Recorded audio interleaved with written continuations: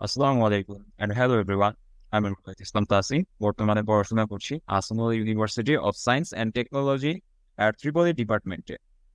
তো তোমরা এই একটা সিমিলার টপিক নিয়ে অনেকেই জিজ্ঞেস করছো অথবা জানতে চাচ্ছ যে অস্ট্রের হচ্ছে গিয়ে স্প্রিং 2024 এর এক্সামটা কিভাবে কন্ডাক্ট হবে। তো ফার্দার আমরা কথাবার্তা না বাড়িয়ে AUST admission test preparation of spring and 2024 খুঁটিনাটি সব বিষয় সম্পর্কে আলোচনা এই ভিডিওতেই শেষ করব। তো তোমরা জানতে চাচ্ছো যে অ্যাপ্লিকেশন ডেটটা কবে থেকে শুরু হবে, মানে অ্যাপ্লিকেশনটা তোমরা কবে থেকে করতে পারবে এক্সামের জন্য। তো অ্যাপ্রক্সিমেটলি অ্যাপ্লিকেশন ডেটটা শুরু হবে হচ্ছে গিয়ে জুলাইয়ের ফার্স্ট উইক থেকে অথবা জুলাইয়ের ফার্স্টের দিকে। আর তোমাদের অ্যাডমিশন টেস্টটা হবে হচ্ছে গিয়ে জুলাইয়ের লাস্টের দিকে অথবা অগাস্টের ফার্স্টের দিকে। আর তোমাদের রেজাল্টটা তোমরা পেয়ে যাবা হচ্ছে গিয়ে তোমাদের অ্যাডমিশনটা তোমরা যেদিন দিবা উইদিন 2 উইকস আর হচ্ছে গিয়ে 15 অথবা 16 দিনের মধ্যে ইন জেনারেল তোমাদের রেজাল্টটা পাবলিশ হয়ে যাবে। আচ্ছা, এটা লিখে দিই 15 or 16 ডেজ। আচ্ছা, আফটার। তো আমাদের Ahsanullah university of science and টেকনোলজিতে টোটাল 6টা ইঞ্জিনিয়ারিং প্রোগ্রাম রান হয়। তো এর মধ্যে আছে হচ্ছে গিয়ে computer science engineering, electrical and electronic engineering, mechanical engineering, civil engineering, industrial and production engineering and textile engineering. আর হচ্ছে গিয়ে আর্কিটেকচার ডিপার্টমেন্টটাও রয়েছে। এখন আমরা আসি কারা কারা অ্যাপ্লাই করতে পার ফর ক্যাটাগরি 1। তো ইঞ্জিনিয়ারিং অ্যান্ড আর্কিটেকচার প্রোগ্রাম আর হচ্ছে গিয়ে আর্কিটেকচার প্রোগ্রামের জন্য রিকোয়ারমেন্টটা অলমোস্ট সেম, মানে বলতে গেলে একদম এক। আচ্ছা, তো ফর এইচএসসি মানে এইচএসসি তে তোমার ম্যাথ, ফিজিক্স আর কেমিস্ট্রি পাস থাকতে হবে আর হচ্ছে গিয়ে তোমার এইচএসসি জিপিএ মিনিমাম 3.5 থাকতে হবে। আর হচ্ছে গিয়ে তোমার টোটাল এসএসসি অ্যান্ড এইচএসসি এর জিপিএ 8 থাকতে হবে, মানে 8 এর নিচে থাকলে তোমরা অ্যাপ্লাই করতে পারবে না। এখন আসি হচ্ছে গিয়ে রুরাল কোটা এন্ড হচ্ছে গিয়ে ফ্রিডম ফাইটার কোটা। তো total Assam university of science and technology যে টোটাল সিট, এই টোটাল সিটের উপর থেকে 3% হচ্ছে গিয়ে রুরাল কোটা আর হচ্ছে গিয়ে ফ্রিডম ফাইটার কোটার জন্য রিজার্ভ। তো এখন আসি তোমাদের হচ্ছে গিয়ে যে জিনিসটা জানা সবচেয়ে ইম্পর্টেন্ট আর হচ্ছে গিয়ে তোমরা সবচেয়ে বেশি যে জিনিসটা জানতে চাও সেটা হচ্ছে গিয়ে admission test, marks distribution and timing. তো তোমাদের ইঞ্জিনিয়ারিং প্রোগ্রামে mathematics, physics, chemistry and English থাকবে। তো প্রত্যেকটা গ্রুপ সাবজেক্ট অর্থাৎ ম্যাথমেটিক্স, ফিজিক্স অ্যান্ড কেমিস্ট্রি, তো প্রত্যেকটা সাবজেক্ট থেকে 20টা করে এমসিকিউ থাকবে আর প্রত্যেকটা এমসিকিউ এর জন্য থাকবে হচ্ছে গিয়ে 5 মার্ক করে। তো টোটাল হচ্ছে গিয়ে 100 মার্ক। আর ইংলিশে থাকবে হচ্ছে গিয়ে 10টা এমসিকিউ আর প্রত্যেকটা এমসিকিউ 2 মার্ক করে, তো টোটাল 20 মার্কস। তো এখানে আমাদের টোটাল নাম্বার হচ্ছে গিয়ে 320।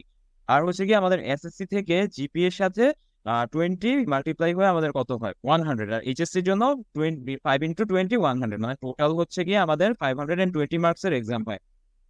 320 হচ্ছে গিয়ে আমাদের এক্সামের নাম্বার, 100 মার্কস হচ্ছে গিয়ে এসএসসি থেকে আসবে, 100 মার্কস হচ্ছে গিয়ে আমাদের এইচএসসি থেকে আসবে। তো আমাদের আর্কিটেকচার ডিপার্টমেন্টে জাস্ট এখন নতুন এডিশনটা হচ্ছে গিয়ে আমাদের একটা ড্রয়িং এক্সাম দিতে হবে, যেটা থাকবে হচ্ছে গিয়ে 320 মার্কসের। এখন আসি তোমাদের প্রিপারেশনটা কিরকম হবে, অর্থাৎ তোমরা কিভাবে প্রিপারেশন নিলে তোমরা খুব ইজিলি চান্স পেতে পারবা অথবা একটা সিট গেইন করতে পারবা।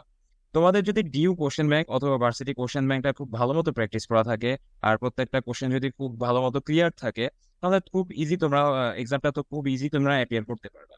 আর হচ্ছে গিয়ে তোমাদের যদি ইঞ্জিনিয়ারিং কোশ্চেন ব্যাংকটা যদি এমসিকিউ পার্টটা যদি ক্লিয়ারলি প্র্যাকটিস করা থাকে, আর এখানে ইঞ্জিনিয়ারিং কোশ্চেন ব্যাংক বলতে বুঝিয়েছে রুয়েট কুয়েট অথবা চুয়েটের যে কোশ্চেন ব্যাংকগুলো অথবা যে কোশ্চেনগুলো বিগত বছরে আসছে, ওই কোশ্চেনগুলো তোমরা যদি খুব খুব ফ্লুয়েন্টলি প্র্যাকটিস করে থাকো আর যদি খুব ফ্লুয়েন্টলি পারো, তাহলে খুব ইজি হবে তোমাদের অ্যাডমিশন টেস্টে অ্যাপিয়ার করা। এই কোশ্চেনটা থাকে যে কোশ্চেনটা কি অনেক হার্ড হয় নাকি ইজি হয়। তো ফ্র্যাঙ্কলি বলতে গেলে অস্ট্রেলিয়ান এক্সামটা হয় হচ্ছে গিয়ে মডারেট, মানে খুব কঠিনও হয় না খুব সহজও হয় না। তোমাদের যদি প্রিপারেশনটা ওরকম থাকে বা ওরকম লেভেলের প্রিপারেশন নিয়ে থাকো, তাহলে তোমাদের কাছে এক্সামটা খুবই ইজি মনে হবে। আর তোমাদের যদি এরকম মনে হয়ে থাকে যে এক্সামটা ইজি হবে, তাহলে এক্সপেকটেশন নিয়ে যদি এক্সাম হলে যাও, তাহলে মোস্ট প্রবাবলি বা অনেকাংশে এরকম মনে হতে পারে যে এক্সামটা স্লাইটলি একটু হার্ড হয়েছে কোশ্চেনটা।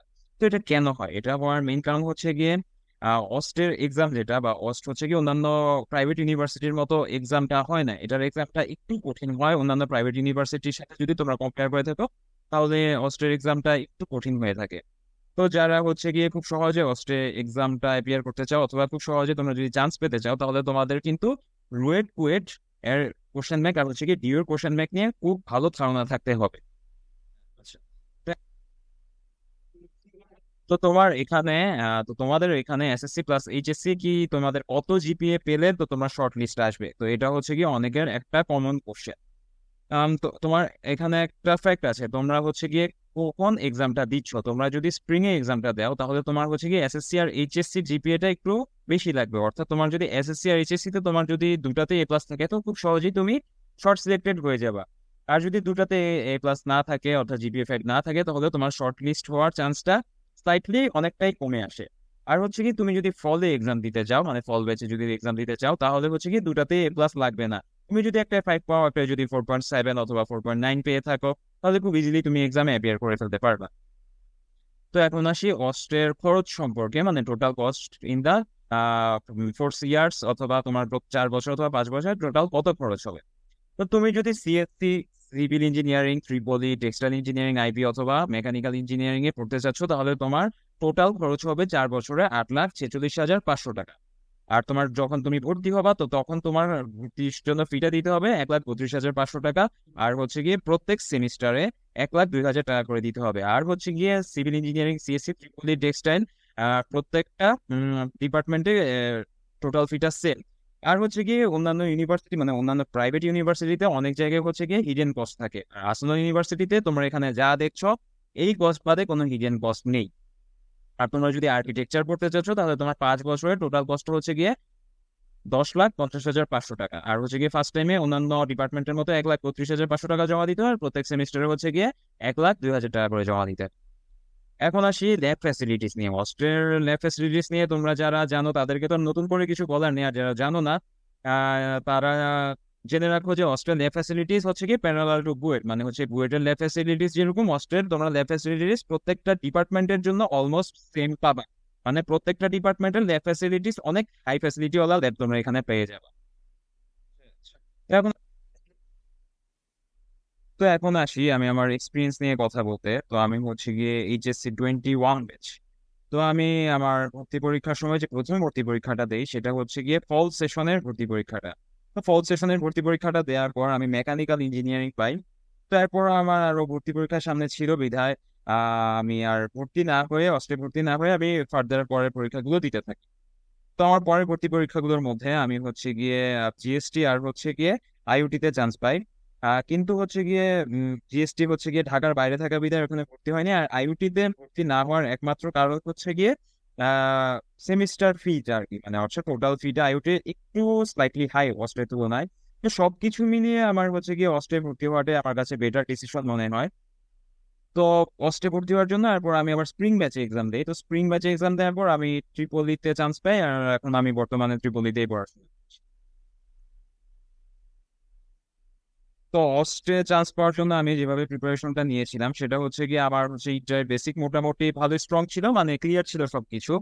আর হচ্ছে গিয়ে আমার এই ইউনিটের কোশ্চেন ব্যাংক আর হচ্ছে গিয়ে ইঞ্জিনিয়ারিং রুয়েট কুয়েট চুয়েটের কোশ্চেন ব্যাংকটা খুব ভালো মতো ক্লিয়ার ছিল। অর্থাৎ মানে প্রত্যেকটা কোশ্চেন খুব ভালো মতো আমার প্র্যাকটিস করা ছিল বিধায় অস্ট্রে চান্স পাওয়া আমার বেশি কষ্টকর হয়নি আমার জন্য। তো এইভাবে আমি অস্ট্রে চান্স পাই। তো তোমরাও যেন অস্ট্রে হচ্ছে গিয়ে ইজিলি চান্স পেতে চাও তো রুয়েট কুয়েট চুয়েট আর হচ্ছে গিয়ে টিউ ইউনিটের কোশ্চেনটা তোমরা যদি খুব ভালো মতো পড়ো তাহলে হচ্ছে গিয়ে খুব ইজিলি চান্স পেয়ে যেতে পারবে অস্ট্রে। তোমরা যেন একটা প্রপার গাইডলাইন চাচ্ছ অস্ট্রে ভর্তি হওয়ার জন্য অথবা অস্ট্রে অ্যাডমিশনের জন্য, তো তোমাদের জন্য একটা নতুন কোর্স লঞ্চ হয়েছে স্প্রিং 2024 এর জন্য। সেটা হচ্ছে গিয়ে অস্ট্রে অ্যাডমিশন কোর্স। তো এই অ্যাডমিশন কোর্সটায় তোমরা হচ্ছে গিয়ে 70+ ক্লাস পাবা। সেটা হচ্ছে গিয়ে ফিজিক্স, কেমিস্ট্রি, ম্যাথ অ্যান্ড ইংলিশের। আর হচ্ছে গিয়ে 90+ এক্সাম দিতে পারবা। আর তোমরা এটা খুব ভালো মতোই জানো, তোমরা যত বেশি এক্সাম দিতে পারবা তোমাদের হচ্ছে গিয়ে চান্স পাওয়ার পসিবিলিটি তত বেশি হবে। আর হচ্ছে গিয়ে তোমাদের দুর্বলতাটাও তারা তত তাড়াতাড়ি ভালো মতো কাটবে। আর হচ্ছে গিয়ে তোমাদের কনফিডেন্সটাও সেরকম গেইন হবে। আচ্ছা, তো কোশ্চেন ব্যাংকও তোমাদের হচ্ছে কি ডিউ অ্যান্ড সিকিউরিটির কোশ্চেন ব্যাংকটাও সলভ করানো হবে এই কোর্সে। আর এই কোর্সটা হচ্ছে গিয়ে রান হয় তোমাদের হচ্ছে গিয়ে অস্ট্রের সিনিয়র বড় ভাইদের দ্বারা।